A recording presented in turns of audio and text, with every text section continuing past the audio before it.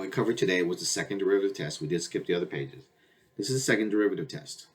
The second derivative test basically says if C is a critical number, right, where the f prime of C equals 0 or f prime of C is undefined, and f exists on an open interval containing C. In other words, f of C exists. Okay, so f of C must be a value. F of C must be defined. All right, and then if the second derivative is greater than 0, if the second derivative is positive at that x value, then f of C is a positive, so it's a min. Is a min. If the second derivative is negative, then f of C is a max. All right.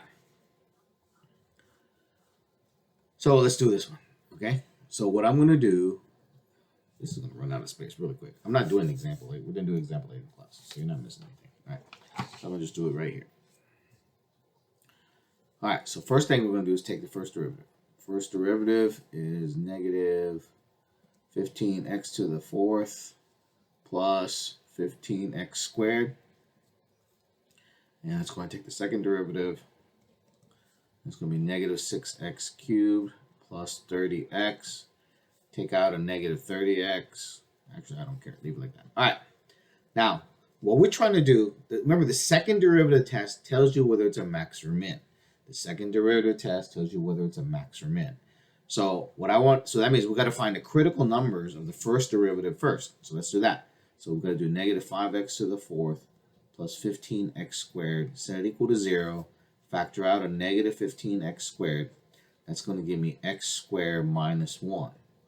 So the critical numbers here are x equals 0 and x equals plus or minus 1. Right? X equals 0 comes from there, and plus or minus 1 comes from there. All right, now we're going to do the second derivative test. The second derivative test, so that means I'm going to do what is the second derivative at negative 1. Right, so that means we plug in negative 1 into the second derivative. So it's negative 60 times negative 1 cubed plus 30 times negative 1. That's going to be 30, okay, which is positive. So that means at x equals negative 1, concave up. So this is a min. There is a min. There is a relative min. Relative min. And then let's do 0. F double prime of 0 is 0.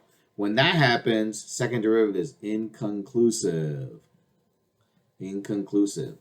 And then do the second derivative here.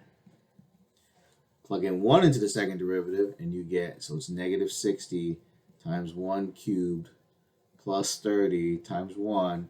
That's going to be negative 30, which is negative.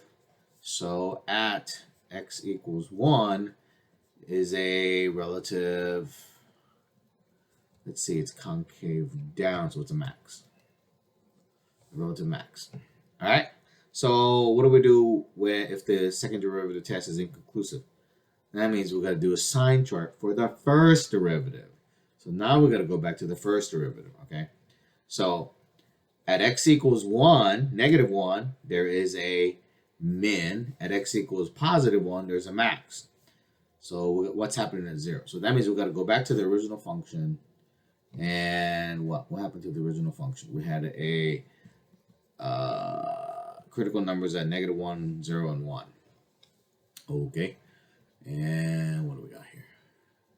We want to know what the signs are on this side. So I'm looking at this expression, negative 15x squared, x squared minus 1. All right, so I wrote it down there. I want to know what the sign of this expression, and remember this is the first derivative. That's the first derivative. Gosh, that's horrible. Let me just start over here. All right. So what I'm looking at is the first derivative, which is, I've already forgotten what it is. Negative 15x to the fourth and plus 15x squared, which we factor to make it negative 15x squared times x squared minus 1. All right, and we're making a sign chart for it. So there's one at negative 1, 0, 1. We know what goes on for negative 1 and 1. We don't know what goes on between these two. All right, So what we're going to do is look at this expression, plug in the negative 1/2. If I plug in a negative 1, so this x squared is positive no matter what. Okay? So plug in a negative 1/2 into this expression. Negative 1/2 is 1/4. Minus 1 is a negative number, right? Negative 3/4. Negative 3/4 times negative 15 is positive. Plug in positive 1/2. Here, x squared doesn't make any changes, right? It's always going to be positive. 1/2 squared is 1/4. Minus 1 is negative 3/4 again. Negative 3/4 times negative 15 is positive again. So it's positive on both sides. Okay? So in other words, there is nothing going on at x equals 0. Right? So x equals 0 is neither a max or a min. X equals 0, not an extrema. All right, not an extrema. All right. That's the second derivative test. That's what we went over today. Okay, and I'm going to stop the video there.